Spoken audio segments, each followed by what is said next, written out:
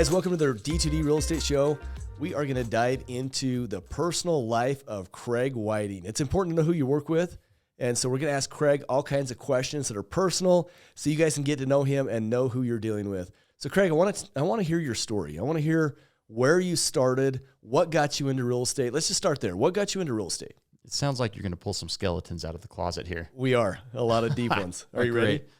Great. Well, I got into real estate because out of default. I graduated from my undergraduate degree in 2002 spring, but 9/11 happened just months before that. And so I actually had a job lined up with a semiconductor company up in Oregon.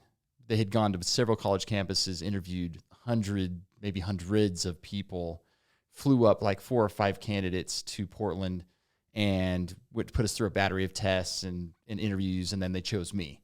But then 9/11 changed the whole story. So I ended up graduating without that. They decided to not actually expand that department. It was a strategy analyst. And so I graduated with nothing. I went to work at a local bank in their loss prevention department, focusing on fraud.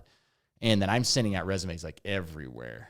I'm trying to use all the connections I have. I applied to over 60 jobs. Wow. And nothing. I mean, it was sort of the economy we were in at the time. Mm-hmm. And here's where, good grades weren't opening any good doors for me. And my network, my connections, I was tapped into, I think, pretty decent connections where I had really warm, introductions and still not getting anything. So I applied to a job on monster.com. Back when monster.com was, what the heck is monster.com anyway? Right. And you're dating yourself now. I'd say. And I got a job as an underwriter, a mortgage underwriter. And I didn't even know what that was, but it sounded interesting. And it was actually a job, and it was paying $3,000 a month, base salary plus some bonuses. So I got flown down to San Francisco and was in the Marriott there for 7 weeks of training to be a mortgage underwriter. And halfway into that experience, they pulled me aside and said, Craig, we decided we're going to make you a loan officer instead. Wow. And I thought, loan officer, that's like sales. I'm not a sales guy. But I didn't have any choice. So next thing I know, I'm on the phones as a loan officer doing sales. And whereas really wanted to just be behind the scenes and just doing whatever like that, not being this salesperson. But anyway, that's what happened. So it was sort of out of default or luck that I just got pushed into the sales side of things. But when you look at the poem from Robert Frost, where it says two roads diverged in a yellow wood, and I took the road less traveled by. Mm-hmm. This was one of those monumental moments in my life, where I would have spent potentially the rest of my career in an operations aspect versus a sales side, and how blessed and grateful I am that company forced me to go into a sales type of a career. It's made the difference in the rest of my life. But anyway, so I go in as a loan officer, became a loan officer, and started doing well with that.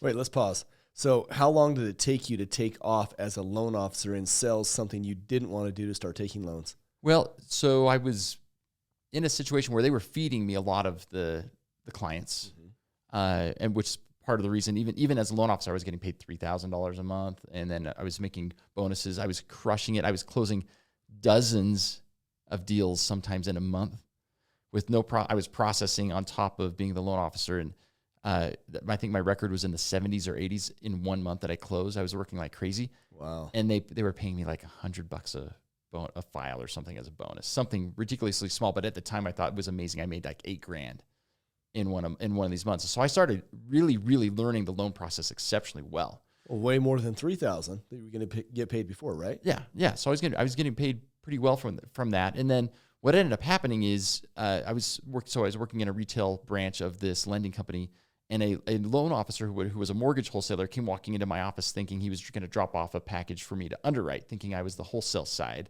And he and I had a conversation. He said, why don't you come over to the wholesale side of being a loan officer? You make a lot more money than if you were just on this retail side. But at that point, I would have to go into an environment where, I'm going to have to go off and find my own clients. And even toward the end of my time with this lender that I was at, instead of them giving me clients, rates ended up going up, and then they just gave me lists, and I was cold calling people and still doing really, really well. But I decided, okay, let's go into the wholesale side of things and go off as an independent contractor without being on anyone's payroll. And so I was about a year in as a loan officer, and then I jumped, where my wife and I made the decision, like, do we really want to do this where we're having to go make our own bread and succeed without someone just handing us a deal. Right. And so I did.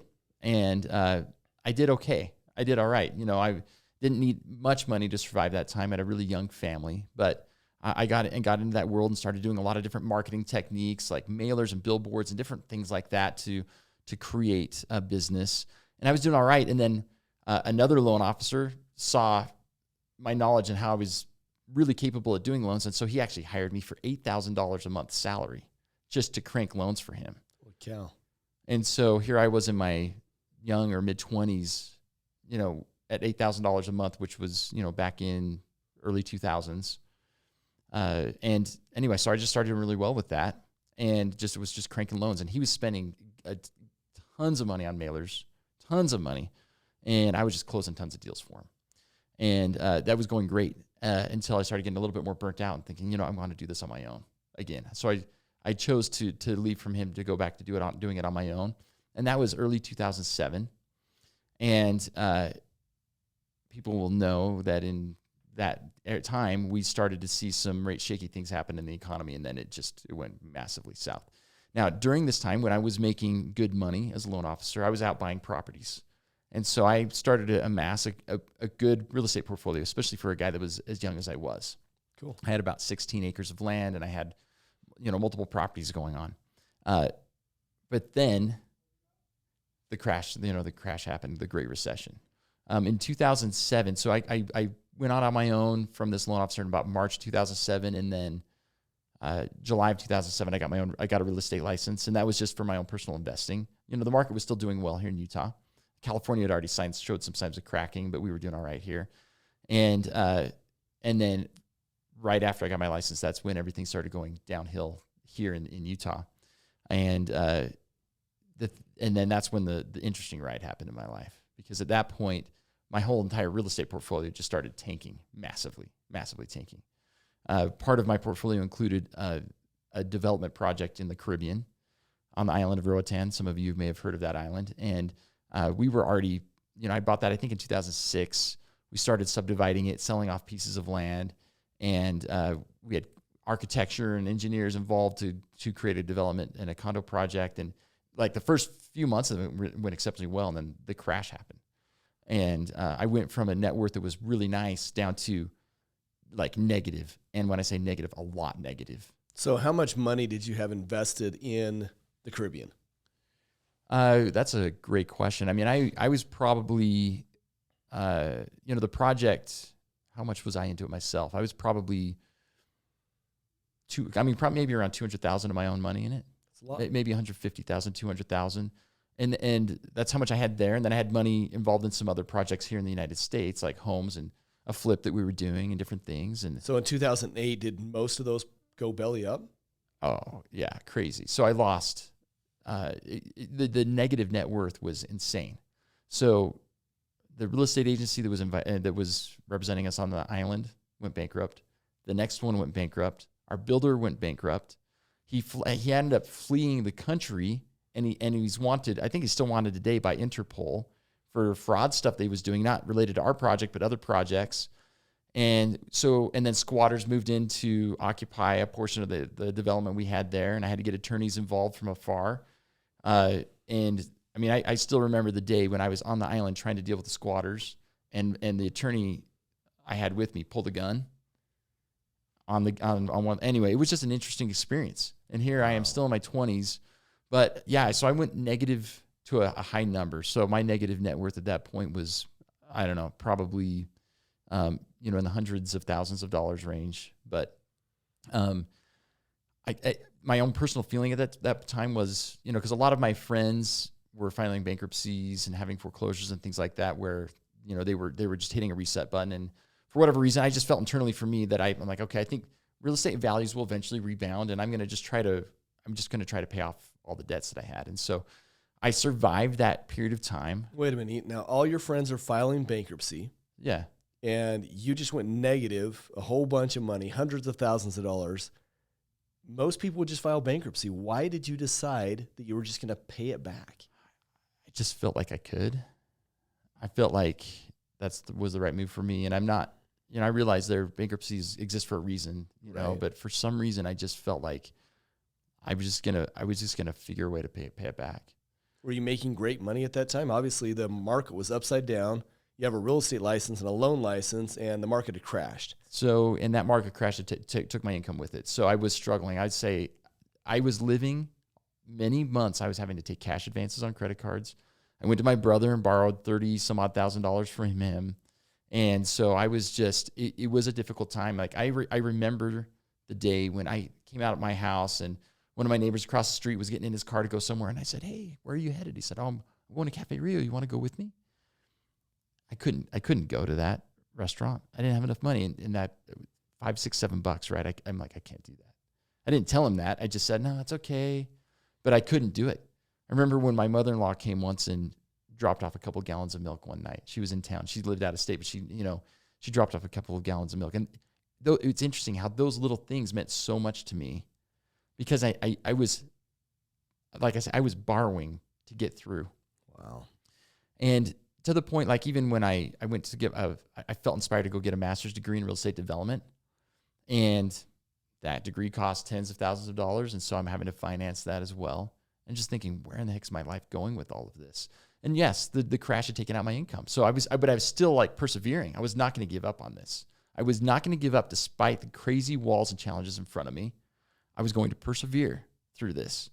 And there's some faith elements that we may not talk about here, but there were some faith elements I was attached to that I felt internally a vision of where my life would be if I could just continue on and break through the challenging moments. And so I just did that. And I persevered until the sun rose again. That is so crazy, Craig. That is so impactful to hear because most people throw their hands in the air. When it's hard, they throw their hands in the air and they give up. And even though you didn't have writing on the wall to say, "Hey, I'm going to be fine." In fact, in that point, you were going into more debt. Yeah. But yet you were still faithful enough and yet strong enough mentally to say, "I'm going to plow forward and I'm going to win and I'm going to get this." So from there, you get a master's degree in real estate development. Yeah. Where did you go from that? So after I graduated with that master's degree, that would have been like probably the year 2013. And I decided to open my own real estate brokerage. I'd closed plenty of deals. I'd recognized pretty quickly, despite the challenge in the economy, that I was one of the highest producers in the brokerage I was at. And I was figuring this out. And I felt, next path naturally for me, I just felt like, let's open up a real estate brokerage. And so I did. And originally I was just going to do it primarily for myself, so I didn't have to pay fees to a broker. And, I had a friend decided to join my brokerage, and then a family member joined, and then a few other people joined, and I wasn't really trying to expand it. But fortunes turned around, and not because I opened the brokerage. It was just because there's an inevitable experience people have in life that when they work diligently enough and are honest and true to people around them, that goodness magnifies and I would say gravitates back toward you. Completely agree. And so that began to happen because I networked myself really well in the Masters of Real Estate Development program that I was in. And so there were builders and developers and other people moving and shaking in real estate, seeing the talents and skills I had. And so they started, I started doing a lot of deals with these people. And so my fortunes changed financially in a quick way. And I began to rebound out of this very dark moment, which was 5 years of darkness, to the point where I just got to say briefly, I remember taking a commission check during that dark window and taking a commission check to the bank, went up to the teller. It was of a size that was large enough the teller couldn't just cash it himself, so he had to go get the bank manager. She came up and she said, do I know you? And then she said, should I know you? And then she pulls up my bank account, and it was obviously nothing in the bank account. She's like, and then she audibly said, and she just signed it and just walked off like, this guy's a nobody. And I promised myself at that day, said, I'm going to force this bank manager to get up off her seat every single time I come into this branch, and I'm going to make it happen a lot. And I did. That's awesome. It was one of those motivating things that I said, that caused me to just work harder and caused her to get out of her seat a lot because I kept coming back with more and more checks until she got to know me. And anyway, but so that master's of real estate development degree really did help me because it networked me into a lot of people. I started even doing even more deals. And then the market started coming back. We're not working on short sales anymore that we're taking months and months and months to complete at half the commission you would normally get. And suddenly we have a rebounding happen. And suddenly I'm closing dozens of deals in a year. And then that dozens becomes dozens and dozens more. And you fast forward a handful of years and I'm closing 60 deals a year consistently and 70 and get upwards of 80. And, life just starts taking off, and the financial fortunes began to change. And anyway, I felt blessed. And the perseverance paid off at that point. That's incredible. So what led you to where you're at right now? You have your own brokerage. You're doing well. You're selling a lot of real estate. You've got, how many agents were in your brokerage at that time? So again, I wasn't really trying to expand that. And so I only had like 16. Great. That's a good group. And it was just friends and family that were joining, and we're just slinging real estate deals together. And then that's when you ended up approaching me at the very, very end of 2021, and you said, Craig, hey, I want to open a real estate brokerage. You want to come be my broker? And I told you, now that thanks for calling. Start calling other people because I'm happy doing my own thing. I'm running my own show. And I thought about it a few more days and then decided that we should meet. And then out of that meeting came a partnership that was great. But for me, the thing that really motivated me to move the direction we are today, it's not money. For me, it's about influence. And I had consciously been thinking in the year before you and I met, I had consciously been thinking about what can I do to expand my influence on society? What can I do to help other people? And when you called, which would have been, I think I can remember the date, probably December 29th or 8th or 9th of 2001, or 2020, or I guess 2020. I'm getting my years off. And the thing that was going through my mind in the 2 or 3 days that ensued before I called you back, or, we had our initial discussion before I called you, said, hey, let's meet, was, Craig, this is an avenue for you to influence other people. You need to stop running a virtual brokerage where you're just in your basement running a good show, but just running a show from your basement. And you need to step up, put your big boy pants on, and help other people. Like, you have some things that you have learned that you need to share, because life is a lot more than just about you. It's about everybody else. And really, Dwayne, at the end of my life, the success that I have will be measured by the number of people that come to my funeral. And that's not going to be anything having to do with money, but everything with how will have been able to teach them and uplift them in their lives. And the joy I find in life is from that, seeing someone go from where I was, that struggling individual, to where prosperity happens. And that's the main reason we sought you out, Craig, is you've got so many qualities and talents, and there's a lot of things that you offer and have knowledge about and experiences you've had that have built our brokerage to where it's at and the agents where they're at today. And you've changed lives here already. So we're excited to have, Craig here with us and go through this real estate show with us. Click on the link below and watch some of the stuff that we're doing, and look forward to working with you guys in the near future.